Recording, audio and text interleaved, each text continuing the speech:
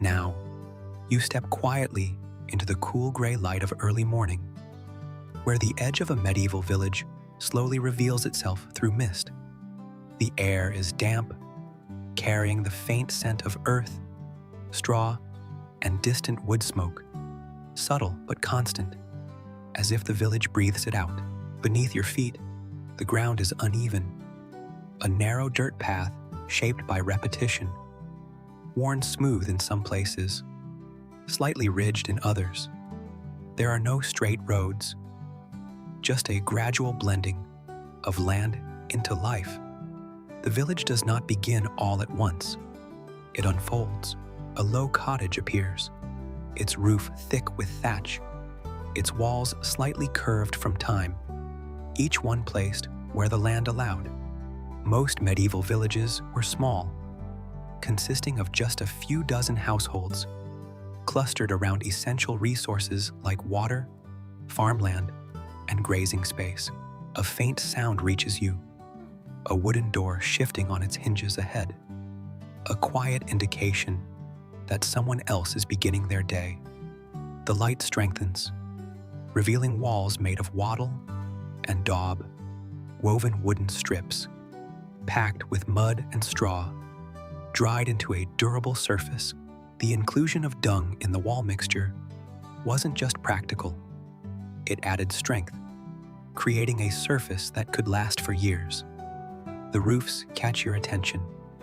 Thick layers of straw or reeds are bundled tightly, a protective barrier against rain and cold. It's a roofing system built entirely by hand and somehow still holding together after seasons of wind and rain. You almost smile. The path curves gently, guiding you deeper. More cottages come into view, all sharing the same quiet purpose. Nothing here is decorative. You may notice the doorways, low, requiring you to duck slightly. Smaller openings help retain warmth during colder months when every bit matters. There are no glass windows here. Instead, small openings allow light and air to enter, sometimes covered with shutters or cloth. The sounds of the village begin to layer, a faint clucking, the soft shift of footsteps, the quiet murmur of voices not yet awake. The rhythm is guided by light, by habit, by something deeper than timekeeping. The sun is just beginning to lift above the horizon. You continue forward, your pace matching the slow unfolding. You notice small impressions left by previous footsteps, subtle traces of movement. Medieval paths were not engineered, but evolved routes, shaped over time by repeated use, connecting homes, fields, and communal spaces. A figure appears ahead, stepping out from a cottage with a bundle. There's no sense of urgency. They begin walking in silence. Historians argue whether villagers felt communal identity or maintained isolated routines. From what you observe, it feels balanced and peaceful. No small talk, no morning rush, just people beginning their day. The path widens into a small open area where the ground is more compacted. A faint trail of smoke rises, drifting upward in a thin, steady line. Someone has lit a fire, another sign the day is underway. You take a slow breath. Wood, ash, something faintly warm beneath it. The combination feels grounding, real. Villagers believed early morning carried a stillness where the world felt more open. You pause briefly, the stillness itself inviting it. The path leads between two cottages, where the air is cooler and shaded. Your footsteps echo just a little more distinctly. You may notice now how your breathing has slowed, how your movements have softened. There's no need to understand it all. Medieval life was defined by ongoing patterns, repeated actions that created stability in a world without modern conveniences. You feel it, the slow, steady pulse of daily life settling around you, inviting you to follow it, not with urgency, but with ease. You continue along the path as it bends gently to the right, and the village reveals itself a little more clearly in the growing light. The soft gray tones of dawn begin to lift, replaced by warmer hues that touch the tops of the thatched roofs first. The light slides slowly down the walls of the cottages, bringing out details you couldn't quite see before. You may notice how uneven everything feels. The ground dips slightly here, rises again there, and the cottages follow the shape of the land rather than resisting it. Nothing has been forced into straight lines. Nothing has been leveled or corrected. It has simply grown. Medieval villages were rarely planned in the modern sense. Instead, they developed organically over time, with homes built where space and need allowed. You step carefully over a small rut in the path, your foot finding stable ground again. Your body begins to read the surface instinctively. You move closer to one of the cottages. From a distance, it appeared simple. Up close, it reveals a quiet complexity. The walls, though rough, are layered with care. Patches of newer daub filling older cracks, blending into the surface like subtle variations in texture. Villagers often repaired their homes using the same materials they originally built them with: mud, straw, and dung, creating a continuous cycle of renewal. You pause briefly, letting your gaze follow the line of the wall. There's no perfect edge, no exact symmetry, but there's a quiet strength. The roof above extends slightly beyond the wall, creating a shallow overhang. This helps protect the structure from rain, guiding water away. The path narrows again between two cottages, and you instinctively slow your pace. The closeness of the walls creates a small corridor of shadow. You emerge from the narrow passage into a wider clearing, and here you notice something new: a small stack of firewood.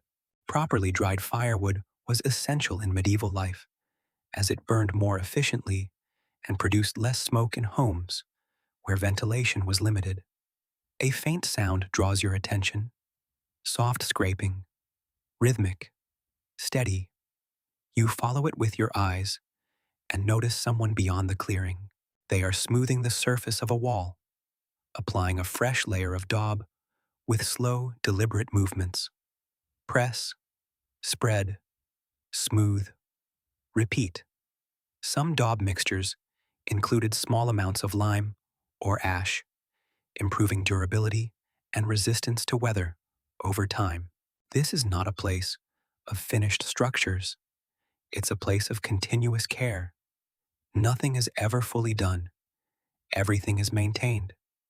The light continues to grow, revealing more of the village.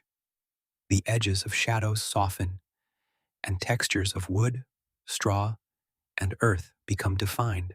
The ground beneath your feet becomes more compacted, suggesting a more frequently used route.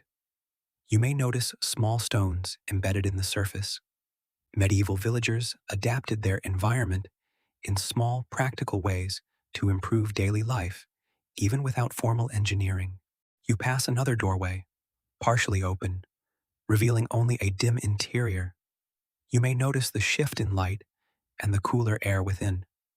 A light breeze moves through the clearing, catching loose strands of thatch.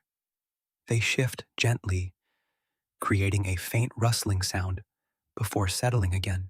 The village does not present itself all at once. It unfolds in layers, and with each step, you move a little deeper into its rhythm. A woman stands just outside a cottage, sweeping the ground with a simple broom made of bound twigs. The motion is slow and repetitive. In medieval villages, daily chores were essential and repetitive, forming a predictable structure to each day. Tasks supported survival. Further along, you see a man lifting a wooden bucket, his movements careful and measured. He pauses for just a moment, ensuring balance. The path widens, and you begin to notice more villagers. Each person seems to move within their own quiet pattern, yet everything connects. A rhythmic thudding reaches you. A man stands near a chopping block, splitting wood with steady precision. Lift, drop, pause, repeat. Nearby, a child carries a smaller bundle of sticks, moving with effort but determination. The load is lighter, but the task is the same. No one is idle, but no one is hurried. Your movements blend more naturally with the flow. The village no longer feels unfamiliar. The rhythm settles deeper. The sounds, once separate, now blend into a single flow. Sweep, step, lift, place. If you stayed long enough, you might begin to measure time, not by hours, but by tasks completed, by routines followed. You take another step.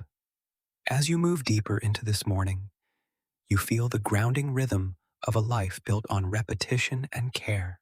You continue along the path as it bends toward a small open space where several tracks meet, and here the rhythm of the village gathers itself around something shared, something essential.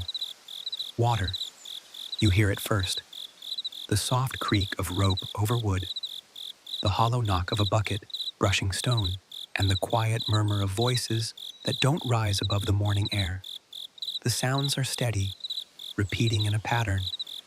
You step closer. At the center stands a well, its circular rim worn smooth by years of use. A simple wooden frame rises above it, supporting a pulley where a rope disappears into darkness. The stone is cool in the shade, slightly damp in places where water has splashed and settled. You may notice how people move around it, not in lines, not in strict order, but in a rhythm that makes space without needing instruction. A woman lowers a bucket, guiding the rope with both hands. It descends slowly, the sound fading as it drops into the well. There's a soft splash, then a pause. Then the pull begins, hand over hand, steady, measured. The bucket rises, water shifting gently inside, catching a faint glimmer of light as it nears the surface. Wells were central to medieval village life, often serving as the primary source of water for drinking, cooking, cleaning, and livestock. You watch as the bucket reaches the top. The woman lifts it carefully, pouring the water into a larger container beside her. Not a drop wasted. The movement is practiced, efficient, shaped by repetition. Then the bucket goes down again. Down, up, pour, repeat. Historians still argue whether access to water sources was always communal or sometimes controlled by local authority. Here, it feels shared, guided by habit, maintained by cooperation. A quiet system. In some regions, wells were believed to hold protective qualities, and small rituals were sometimes performed. You glance down into the well. The darkness below seems still, quiet, holding something unseen. Then pause. Probably not the best idea to test your balance this early in the day. You step back. Nearby, another villager approaches, carrying 2 empty buckets suspended from a wooden yoke across their shoulders. The weight is balanced evenly, the movement careful and deliberate. You may notice how they adjust their stance. There's no hurry, just control. The buckets are filled, the yoke lifted again, and with a slow turn, they begin to walk away. Water moving gently with each step. Gathering water required time, effort, and coordination, making it a central part of daily routine. You watch as the person moves down the path, the buckets swaying slightly, but never spilling. The rhythm continues. Behind you, the rope creaks again as another bucket is lowered. The pattern repeats. Always, a child stands nearby, watching closely. Their hands rest lightly on the edge of the stone. After a moment, they mimic the motion of pulling, their small hands gripping an imaginary rope. Learning, without instruction. Historians still argue whether knowledge in medieval villages was formally taught or simply absorbed through observation, a light breeze moves through the clearing, carrying a faint scent of damp stone and fresh water. It mixes with the earthy tones of the village, creating something subtle but grounding. You take a slow breath. The well is not just a place, it's a rhythm, a gathering point, a shared necessity. You turn slowly, stepping away from the well, the sounds of rope and water fading gently behind you. The path opens again, leading you toward another layer of the village.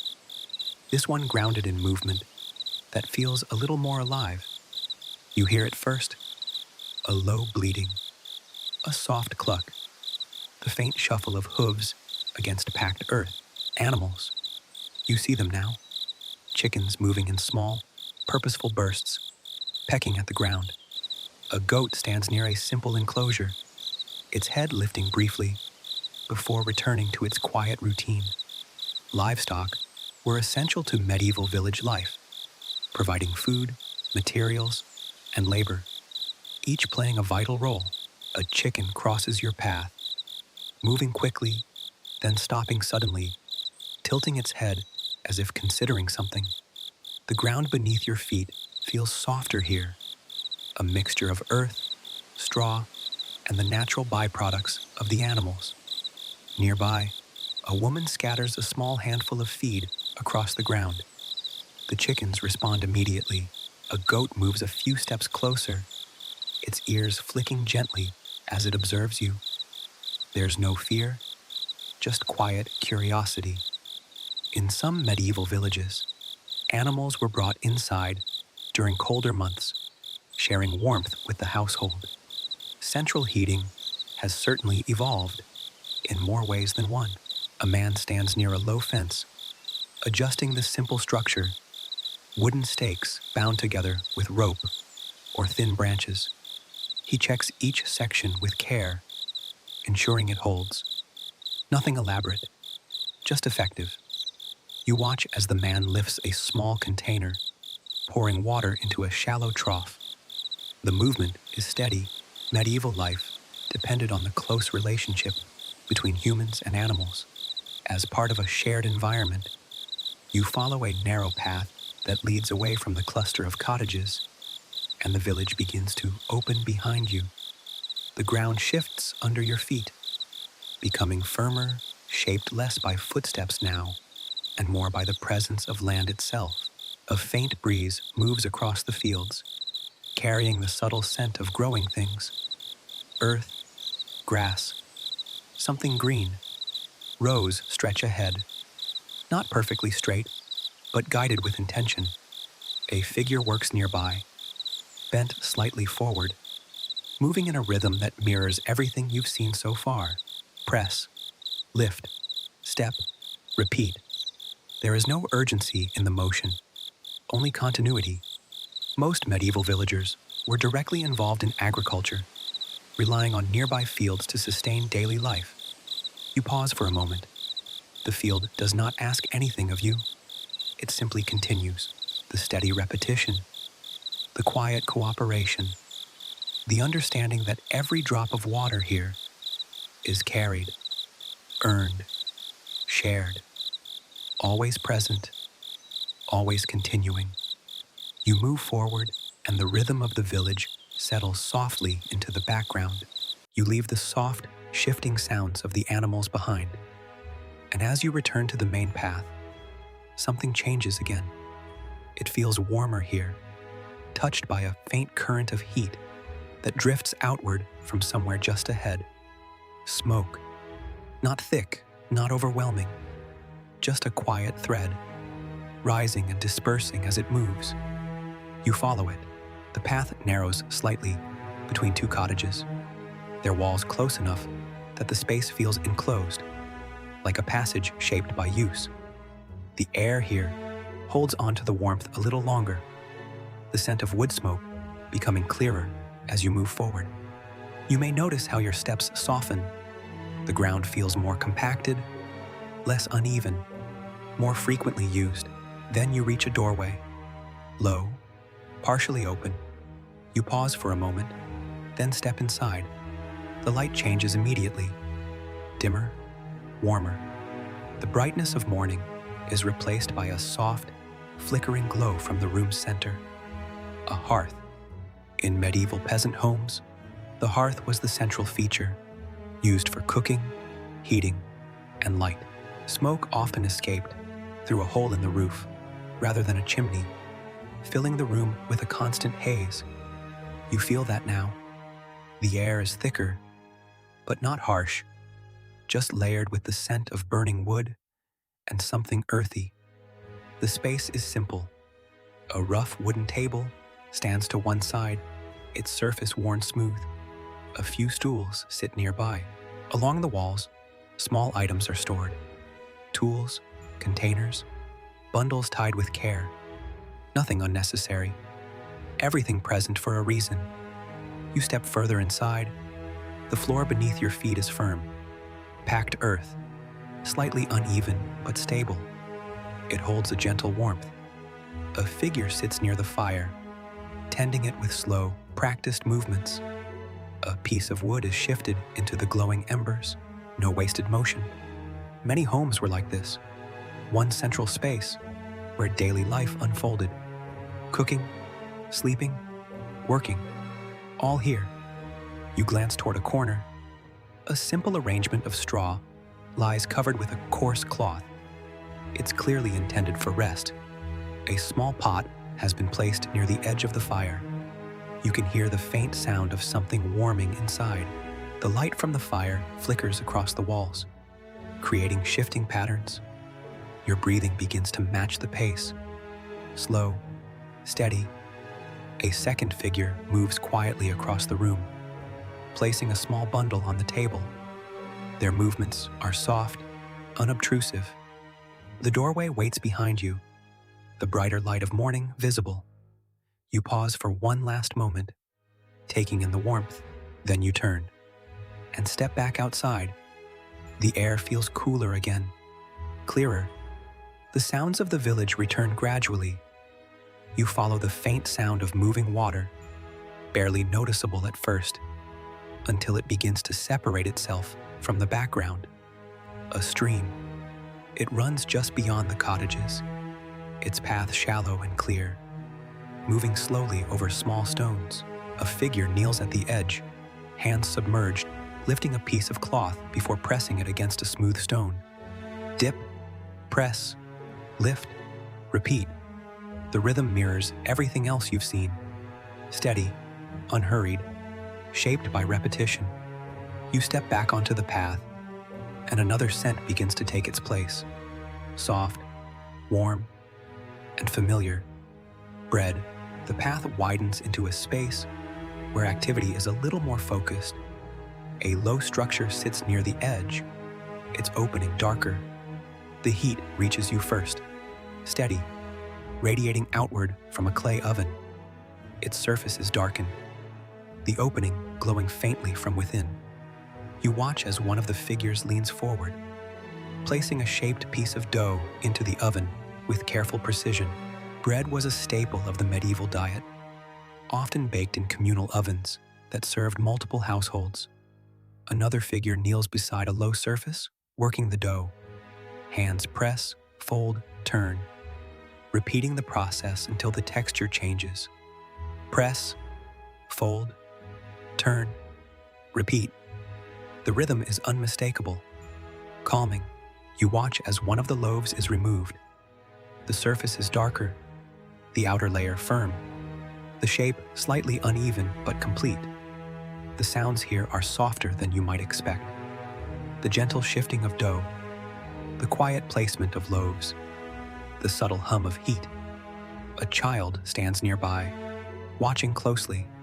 They don't interrupt, just observe. Learning through repetition, you turn gently, returning to the path. The village carries you deeper into its steady, unfolding day. A new rhythm, softer, quieter, almost hidden. A turning motion. You follow it.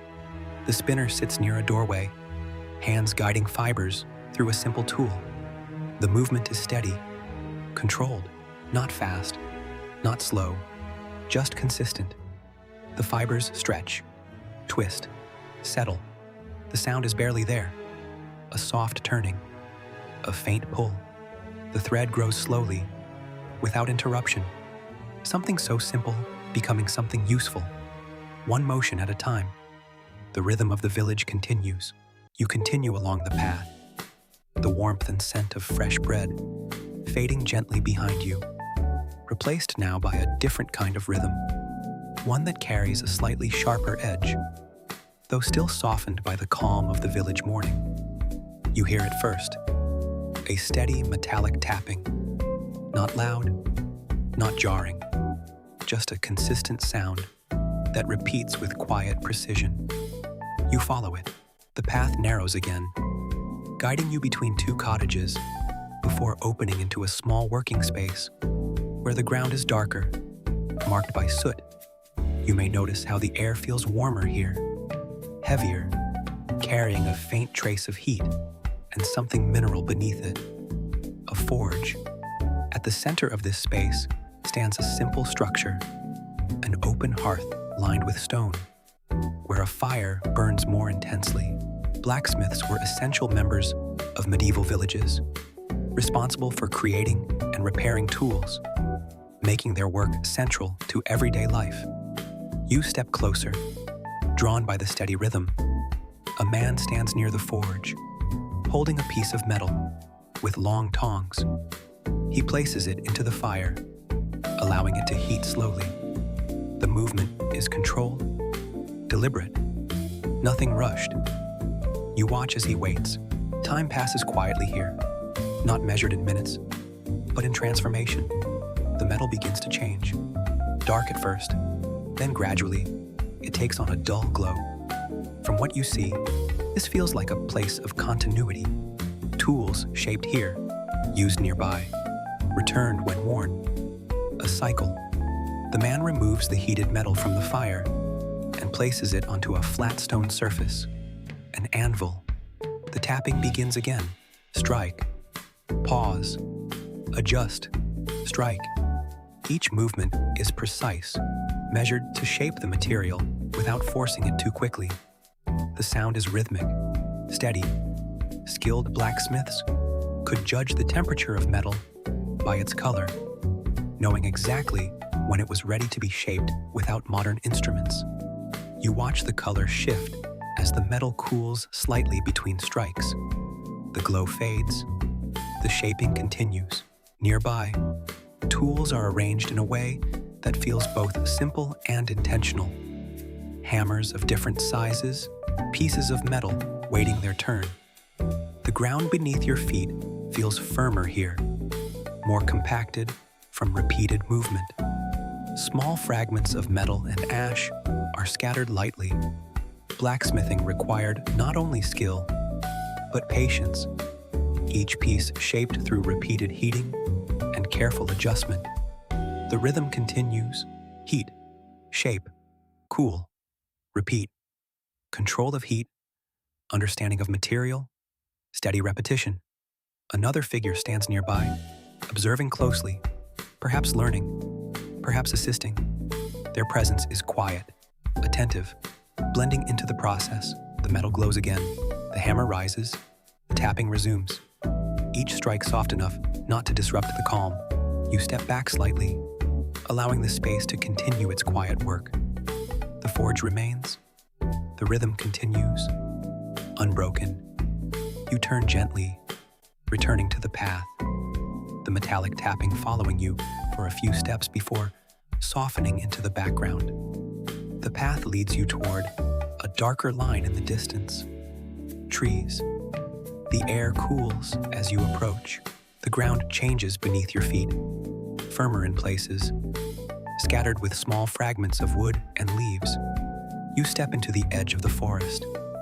The light shifts, filtered now through branches above, softening into patterns that move gently with the breeze. A figure gathers wood nearby, selecting pieces carefully before adding them to a small bundle. No rush, no excess. You continue along the path, the tapping of the forge softening behind you until it blends into the background. The cottages fall back slightly, creating a wider clearing where the ground feels smoother, more evenly worn. The village green. Many medieval villages had a central open area where people could gather, rest, or pass through during the course of their day. You step into this space. The ground beneath your feet is firm, compacted by repeated use. There's a sense of familiarity here. A light breeze moves across the clearing, carrying with it the soft sounds of the village. Distant voices, faint animal noises. A man crosses from one side to the other, carrying a small bundle. His pace is steady, as if moving exactly as quickly as needed. Another figure sits on a low bench near the edge, their posture relaxed, watching the world around them. Words exist here, but they are used sparingly. Connection without excess. A quiet presence shared among many. A child runs briefly across the open space, their movement quick but light, before slowing again near the edge. Two figures pass each other near the center of the clearing. There's a brief nod, then they continue on their separate paths. In a place where everyone sees each other every day, perhaps fewer words are needed. You let it settle. The clearing does not ask anything of you. It simply exists, a space where movement pauses briefly. Where the village breathes, you turn gently, letting your gaze move across the clearing one last time, then step toward the path that leads onward. And as you walk, you carry with you the quiet stillness of that shared place, where nothing needed to happen, and yet everything was understood. You leave the open clearing behind, and as the path narrows again between cottages, you begin to notice a subtle shift, not in pace, but in focus. The sounds gather slightly, not louder, just more concentrated, as if several quiet activities have found their way into one shared space. A market, not large, not crowded, just a small arrangement of goods and people, held together by the same steady rhythm you've come to recognize. You may notice how it appears almost naturally, without announcement. A few wooden tables, a cloth laid across a low surface, baskets set carefully. Nothing formal, nothing structured in straight lines, just placed. In many medieval villages, small markets occurred regularly, often without permanent structures, allowing villagers to exchange goods directly within their community. You step closer. The ground beneath your feet is more compacted here, the surface worn smooth by repeated movement. A woman stands behind a low table, arranging small items with slow, deliberate movements. They might be herbs, placed with care.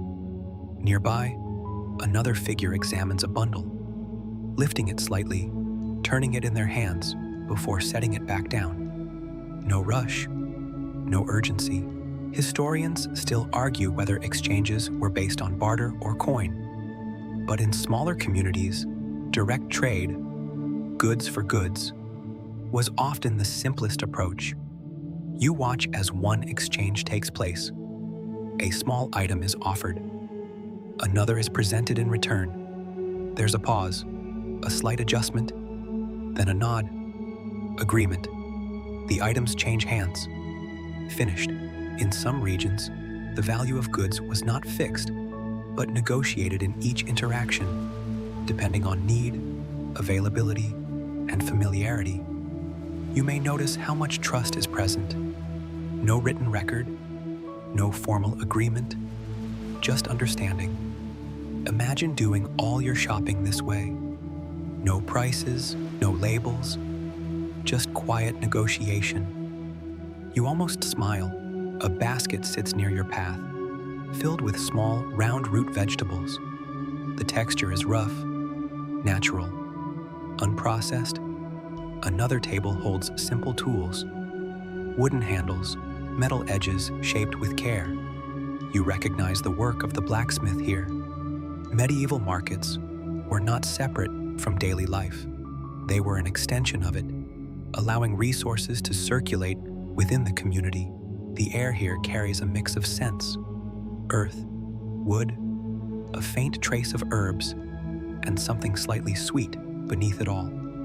You pause briefly near the edge, watching as a figure adjusts a cloth covering their goods. The movement is gentle, protective. This might be the quietest marketplace you've ever experienced. No crowds, no bargaining voices raised, just calm exchanges. The people move in and out of the area naturally. There's no fixed boundary. The market exists within the flow of the village.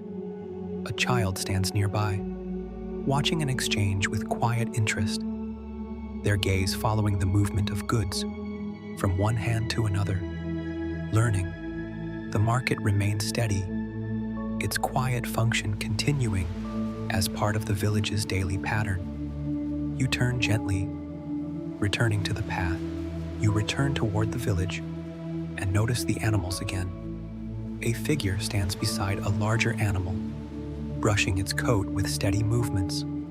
Dust lifts slightly, then settles. Caring for livestock required daily attention to ensure health and usefulness. You leave the small market behind. In its place, something new begins to emerge. Not louder, but more defined. A single tone, low, resonant, a bell. Not sharp, not startling, just a deep, measured sound that moves through the air and settles into the space around you. The path leading you toward a structure that stands apart. It is taller, more solid, built with stone instead of wood. A church. The church was often the central institution, serving as a place of worship, a gathering point, and a symbol of shared belief. Historians argue how routines were structured around church signals. But bells marked the passage of time more reliably than any clock. You step into the open space before the entrance. The ground here is worn smooth, perhaps more than anywhere else you've walked. A figure stands near the doorway, adjusting a simple cloth. The movement is careful, as if maintaining the space is part of the rhythm. In some medieval communities, church bells were believed to offer protection, warding off storms or unseen forces. You glance upward. The bell tower rises above you, its shape simple but steady. Another tone sounds, deep, even. You step closer. The interior is dim, but the space feels larger, more open. Light enters through small openings, casting patterns. A figure kneels quietly within, their posture still, their presence blending into the space. No movement, no sound, just stillness. For many villagers, the church provided a rare space for quiet reflection, separate from the demands of daily work. The air here feels cooler, carrying a faint trace of stone and something less tangible. Religious belief shaped daily life. You step back, returning your attention outside. A few villagers pass, their movements unchanged, yet subtly aware of the structure. Even in a place centered on belief, the day still moves forward. Tasks still wait. Routines still unfold. The bell sounds once more. You listen as the tone fades, stretching outward before dissolving into the quiet. No alarms, no reminders, just a bell that knows exactly when to ring. You turn gently, stepping away from the church. The village opens again. The rhythm continues. The sound of the bell fades into memory, becoming another layer within the flow. The path carries you forward, deeper into the calm, unfolding rhythm of life around you. You move away from the church, and as its quiet presence settles behind you, the tone of the village begins to shift again. The morning has passed. Not quickly, not slowly, just steadily. The sun is higher now, casting shorter shadows, and the air feels slightly warmer, carrying a softer, more settled quality than before. A figure stands near a cottage, adjusting a tool before setting it aside. Another leans briefly against a wall, pausing in a way that feels earned. Medieval workdays were often structured around natural light and physical endurance, with periods of rest woven into the day as needed. A faint breeze moves through the village, carrying with it a mixture of familiar scents: earth, wood, and a trace of lingering smoke. Midday meals were simple and functional, often eaten quickly before returning to work. Though the exact structure varied by region and season, the sounds around you have softened. Movements are slower now, aligned with maintaining what has already begun. Historians argue whether villagers experienced distinct breaks or simply transitioned gradually between work and rest. From here, it feels like a flow in a world without constant external demands. The rhythm of life followed internal cues: energy, need, and light. The path curves gently again, leading you past more cottages. You may notice how the village feels quieter now. Not empty, just softened. A child sits near the edge of the path, tracing patterns in the dirt with a small stick. A quiet, repetitive loop. The day begins its gradual turn toward evening. The light softens slightly, and the shadows stretch a little farther than before. The end of the day was guided by diminishing daylight, with most work concluding as visibility decreased and evening routines naturally began. Nearby, a small group gathers outside a cottage, their movements calm, their voices low, connection without demand. From within a cottage, a faint glow of firelight spills outward. Inside, a simple meal is being prepared with slow, familiar movements. The sounds of the village have softened again. Fewer footsteps, quieter voices, more space between each movement. A figure sits just outside the doorway, their posture relaxed, their gaze unfixed. They are not doing anything in particular, just being. The village settles into something softer, something that does not ask you to observe or think, only to continue. Gently, you continue along the path as the last light of day begins to fade, not all at once, but in slow, gentle layers. The outlines of the cottages soften, their edges blending into the dimming sky, and the warmth begins to settle into a quieter, cooler stillness. You may notice how the village changes, not by stopping, but by becoming quieter. Fires glow more clearly now within the cottages, their light flickering softly through open doorways and small gaps in the walls. The air carries the scent of wood smoke more distinctly again, wrapping itself around the village like a familiar presence. You walk slowly, your steps softer now, almost instinctively matching the quiet that has settled over everything. The sounds are fewer, more spaced, a low murmur of voices here, the faint crackle of fire there. Nothing sharp, nothing sudden. In medieval villages, nightfall brought a natural end to most activity, as limited artificial light made continued work difficult. A figure moves quietly across your path, carrying a small light, a simple flame protected within a container. Historians still argue how much activity continued after dark, but in most cases, life slowed significantly, guided by the limits of light.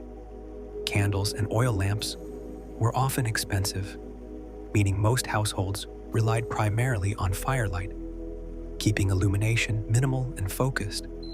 No bright lights, no glowing screens, just darkness and a few small points of warmth. You almost smile. You pass another doorway, where a figure sits near the fire, their posture relaxed, their movements minimal. They are just resting. Medieval evenings were defined by rest, recovery, and preparation for the next day, with little separation between work and home life. The sounds that remain feel distant, softened by the darkness. A child's quiet movement, A door closing softly, the faint sound of wind brushing against thatched roofs. Everything settles. Historians argue how structured sleep was, whether people slept continuously or in intervals. But what is clear is that night brought a natural pause. You continue walking, your pace slowing even further now. The path no longer feels like something to follow. It simply carries you. In a world without constant stimulation, perhaps rest comes more easily. You let it settle. The village fades around you, blending into shadow, its presence still there, just quieter, less defined. The darkness feels softer than before, not empty, but full in a different way. The village has quieted completely now. In a world without artificial light, night becomes a deeper experience, one that surrounds rather than separates. The rhythm that guided the day has not stopped. It has simply slowed to a point where it almost disappears. No next task, no next place, just this, the quiet. Time is not something to track. It is something to move within. The village around you fades further, not disappearing, but becoming less distinct. The air itself seems to grow quieter. Your breathing becomes the only rhythm left. Slow, steady, even, in, out. And as the last traces of the village settle into the background, you find yourself drifting into rest itself. You can simply let go.